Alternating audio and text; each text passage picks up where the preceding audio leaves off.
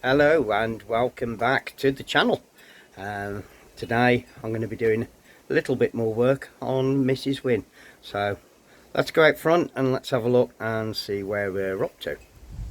So as you can see, she has got a little bit of brown paint on the front.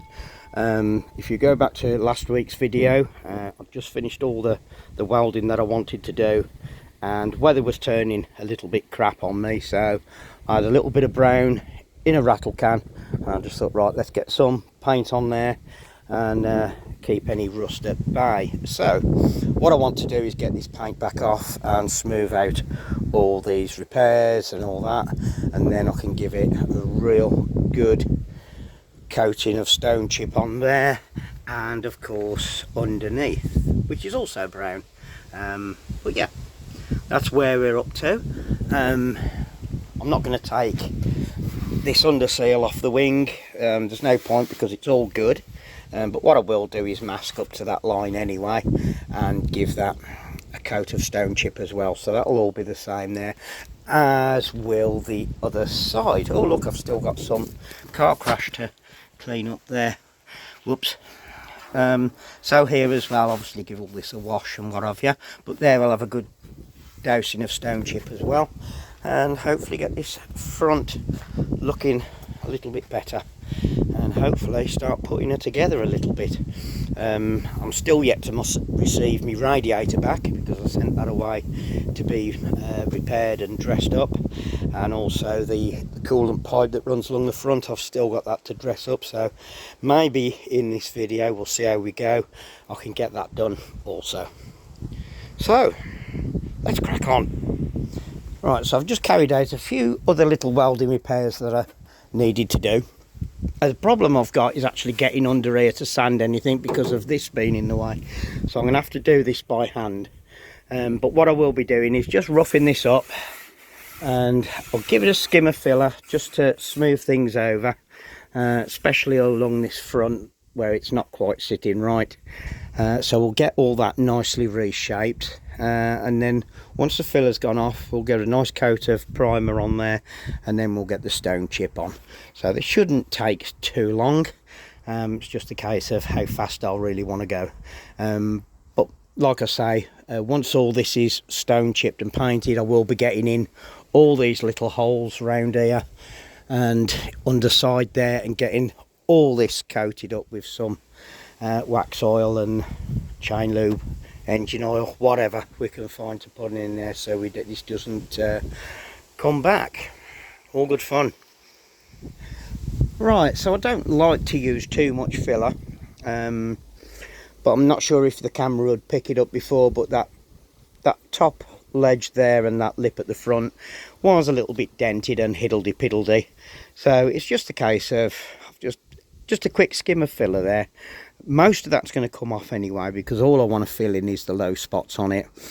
I don't need it to look too perfect anyway, simply because the stone chip is going to go on there, and that really does hide a multitude of sins. Most of the sins are mine, but we'll give all that a rub down in a bit once it's hardened off, and then we'll get to work on putting the stone chip on. As normal with filler, it basically depends on how you want to work with it. If you need a longer time of applying your filler, basically you want a golf ball size of filler, and maybe just a pea-sized ball, but yeah, a pea-sized ball size amount of hardener. If you want it to go off a little bit quicker, if you're just literally just going to slap it on, just put a tiny little bit more hardener, or if you want longer to work with it, reduce the hardener. It will harden off, it's a chemical reaction. As long as you mix it properly, it goes on well and performs well. Obviously I've not took all that down to bare metal up there, simply because I don't need to. Again, stone chip will be going right over the top of that anyway, so I don't need to make it look pretty, but I've keyed the paint in anyway, so it will bond. But all it's there is just to hide out where all them repairs were and things like that, and just to smooth it over a little and give it a little bit of a better shape than what I could with the metal. As you've seen from the last video, all I'm working with is it's a 4-inch vise. I don't have all the, you know, the correct equipment to go making panels, so it's make do and mend, as they say. So let's let this filler harden off and we can get it shaped up. So let's see how we go. So that's the filler all set and rubbed down.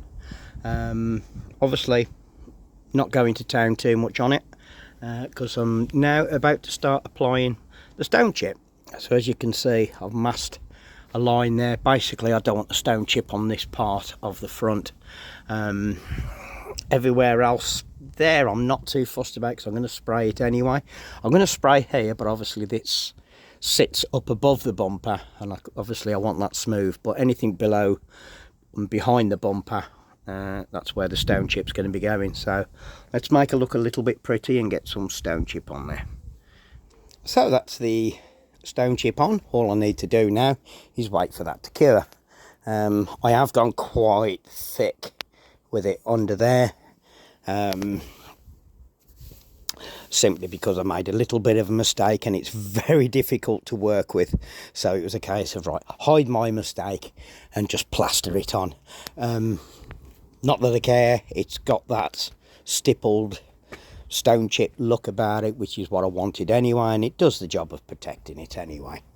So right, all I need to do now is wait for the miracle of time and let this cure. But I think in the meantime I'm going to tend to a few little bits where I'm like there when I need to do. I mean, really the bonnet needs a whole respray, which I'm not going to do just yet, simply because I don't have the weather.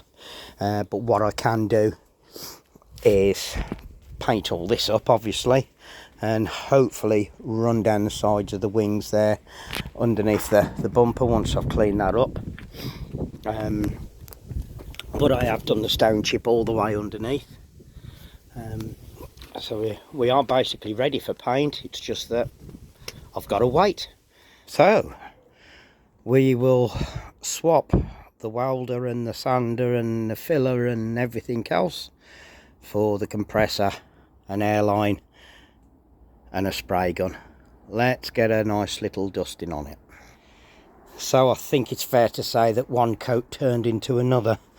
While the paint's mixed up, I thought, right, let's just use it and see how far we go.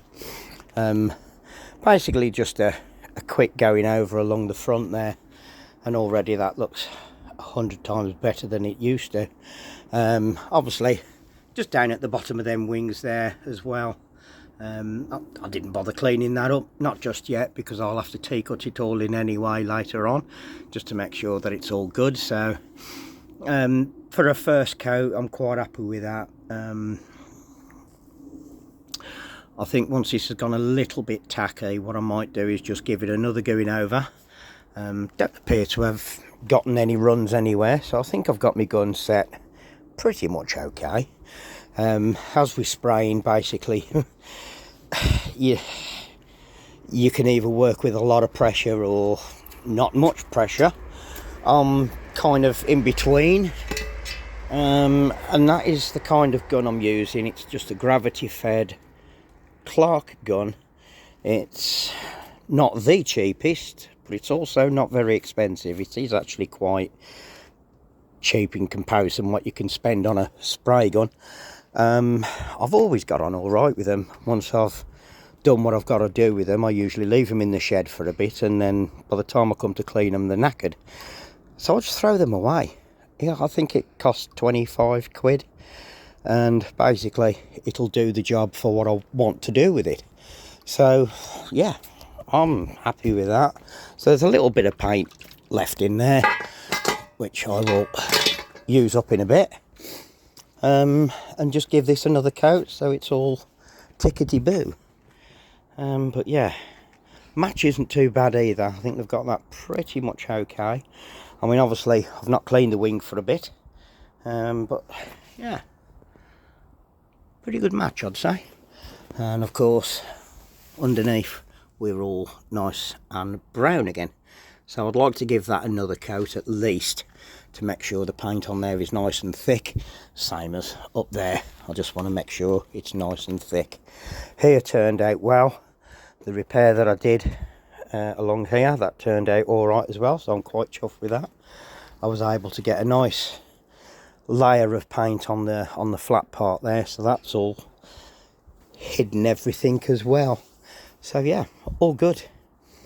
I don't want to work too late because it is midweek, and I don't want to upset the neighbours with my compressor there.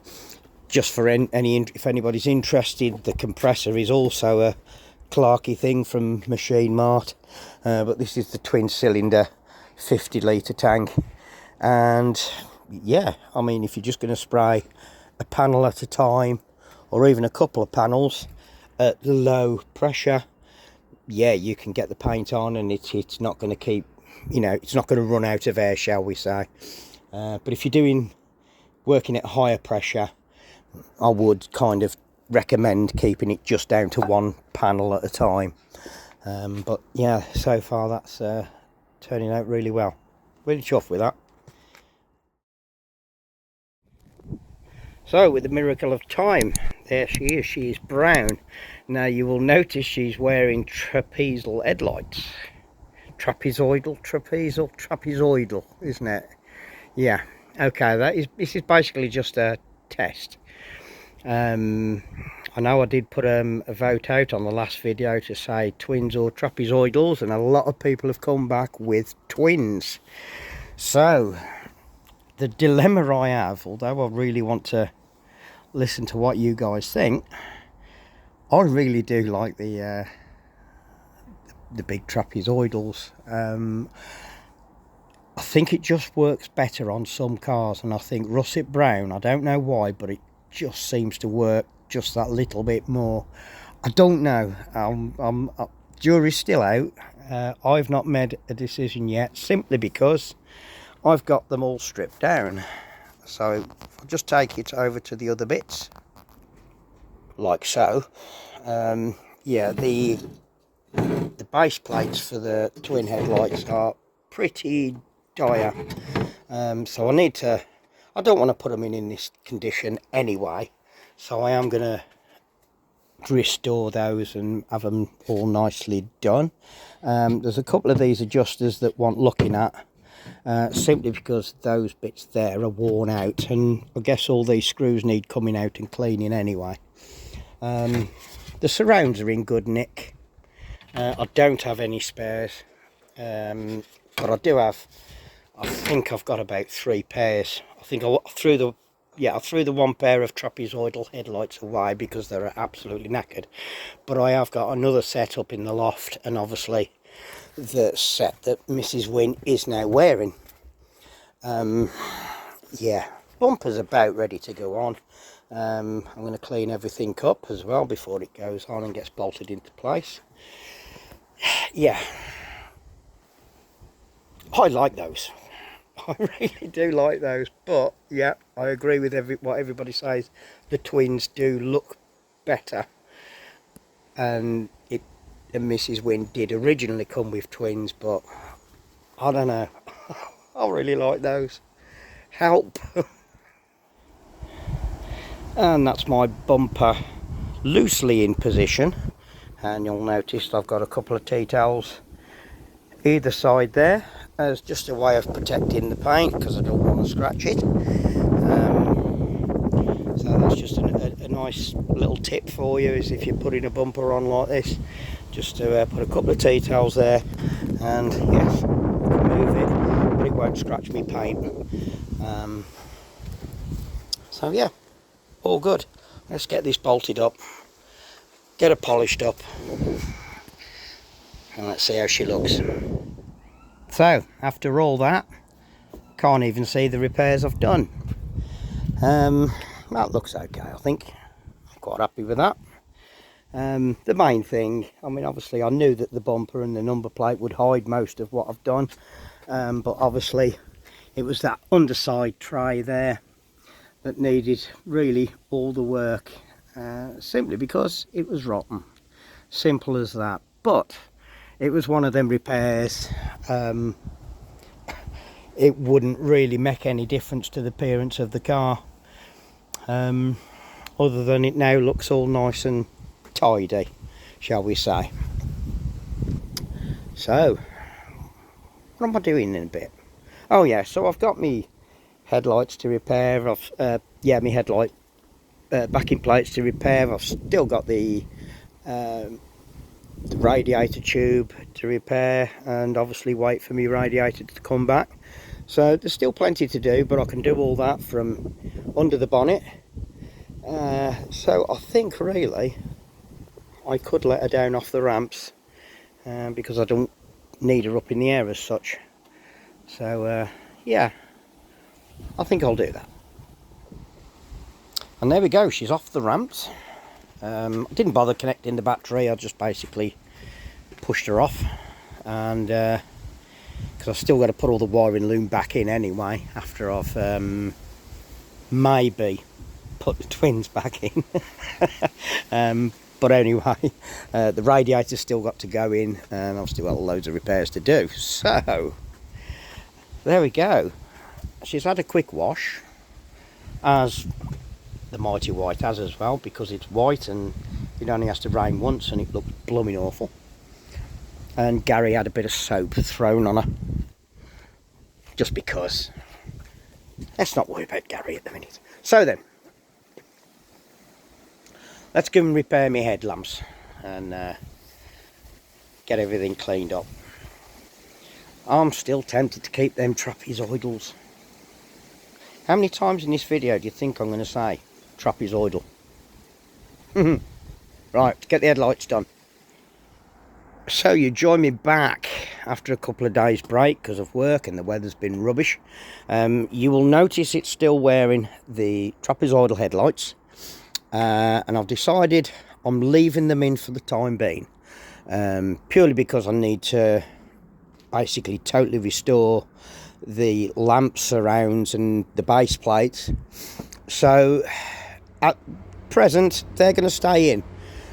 So I need to get some adjusters. Train bleeding things. So I need to get some adjusters anyway, because they're plastic and they're very brittle and most of them are broken, so I can't adjust the headlights when I've got them in anyway. So these are staying for the time being. However, the wiring loom is now all back in and everything is bolted up nicely. So now I'm ready to put in the coolant tube, which runs along here. That has all been repainted, all been de-rusted and repainted, and that looks really pretty. And also my radiator has come back as well. So I can now get that in. I can give the cooling system a bit of a flush out, and I think that'll be it for the time being, I think. Oh, and of course, yes, I need to wash out and put the expansion bottle back on. So anyway, let's get cracking. And this, my friends, is grease. So before I put the tube into position there, you can see then where it mates up to here. I'm just going to put some grease on there, just so any water is kept at bay.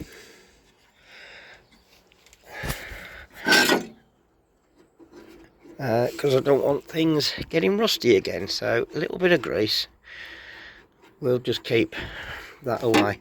So I'm just going to put my camera down now. Focus, there we go. Just so I can put some on the pipe as well, because as we know, it keeps water away. And there we are, that's all bolted, clamped into place there. And what I'll probably do as well is just give that a little coating of maybe some engine oil or grease, just so that that tube doesn't get rusty anymore. Took a bit of cleaning up, that did. It was quite bad, but luckily it's not leaking. I have pressure tested it, so we're all good to go. So let's go and get the radiator and put that into place. And there we have the radiator and expansion bottle all back into place.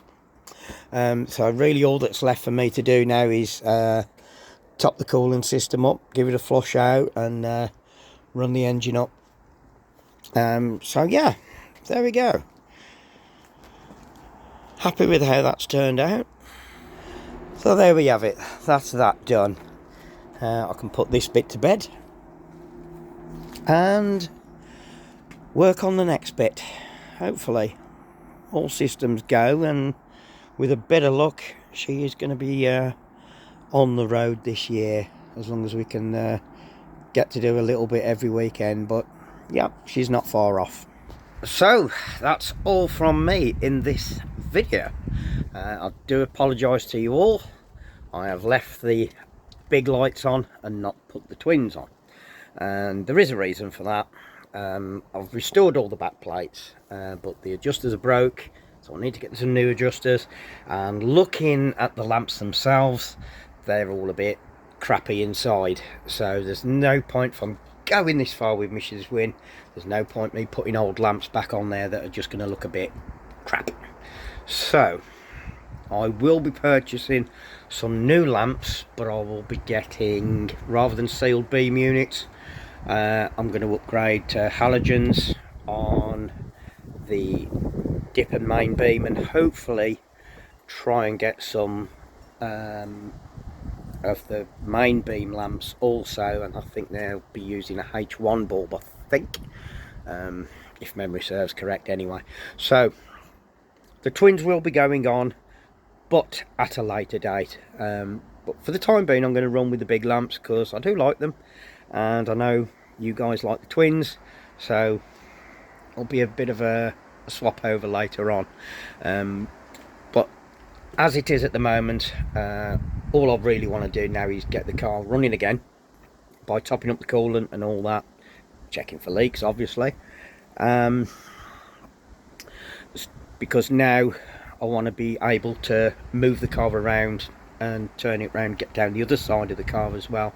So I've just got this passenger side to finish off, which means I'll be doing the black on the sill, put the sill trim back on, and also do a partial respray down that passenger side, which I think I'll more than likely go up to the coach line, because the top of the panels are all absolutely brilliant. So it's just them bottoms of the panels, and obviously this rear wing and wheel arch that I've got to properly spray up now that I've got my paint.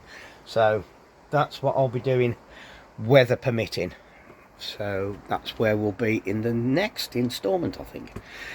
So in between then I'll be getting the car running off camera, and making sure I can still move her around. So that's all for now.